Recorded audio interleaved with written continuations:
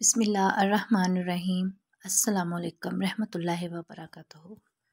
ایک نیک دل بادشاہ عوام سے تنگ آ گیا تھا اور ایک دن اپنی سلطنت کو چھوڑ کر جانے لگا۔ وزیر سے بولا، تم جانو اور یہ عوام، میں جا رہا ہوں۔ بادشاہ کے ساتھ اس سلطنت میں جھاڑ پونچھ کرنے والا ایک خاکروب بھی ساتھ ہو لیا۔ بادشاہ خاکروب سے بولا، میں تو پتہ نہیں کہاں کہاں دھکے کھاؤں گا، تم کیوں میرے ساتھ ہو لیے ہو؟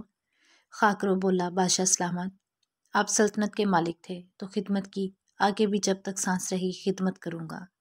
الغرض دونوں چلتے چلتے ایک دوسرے ملک پہنچے جہاں کا بادشاہ وفات پا چکا تھا اور نئے بادشاہ کا چناؤ ہونا تھا، جس کا طریقہ کار یہ تھا کہ ملک کی ساری عوام ایک بہت بڑے گراؤنڈ میں جمع ہو جاتی اور ایک پرندہ اڑا دیا جاتا۔ یہ پرندہ جس کے سر پر بیٹھ جاتا وہی بادشاہ بن جاتا تھا۔ بادشاہ نے خاکروب سے کہا، چلو ہم بھی یہ تماشا دیکھتے ہیں کہ کون بادشاہ بنتا ہے۔ الغرض وہ دونوں بھی مجمع میں شامل ہو گئے۔ پرندہ اڑایا گیا۔ گراؤنڈ کا چکر لگانے کے بعد پرندہ اس خاکروب کے سر پر آ بیٹھا۔ اس ملک کی عوام اور وزراء نے خاکروب کے سر پر بادشاہت کا تاج رکھ دیا۔ خاکروب جس بادشاہ کے ساتھ آیا تھا اس سے بولا، بادشاہ سلامت، آپ بھی میرے ساتھ سکون سے محل میں رہیں۔ بادشاہ بولا، نہیں، بادشاہت والی زندگی سے میں اکتا چکا ہوں، میں محل سے باہر ایک جھونپڑے میں رہ لوں گا۔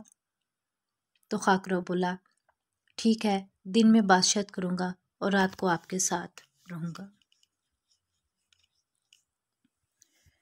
خاکروب کی بادشاہت کا پہلا دن تھا، دربار لگا ہوا تھا۔ اتنے میں ایک فریادی آیا اور کہا، فلاں بندے نے میری چوری کی۔ خاکروب بادشاہ نے کہا، فوراً چوری کرنے والے کو حاضر کیا جائے۔ جب مطلوبہ بندہ آیا تو خاکروب بادشاہ نے حکم دیا کہ چور اور جس کی چوری ہوئی ہے دونوں کو 20 کوڑے مارے جائیں۔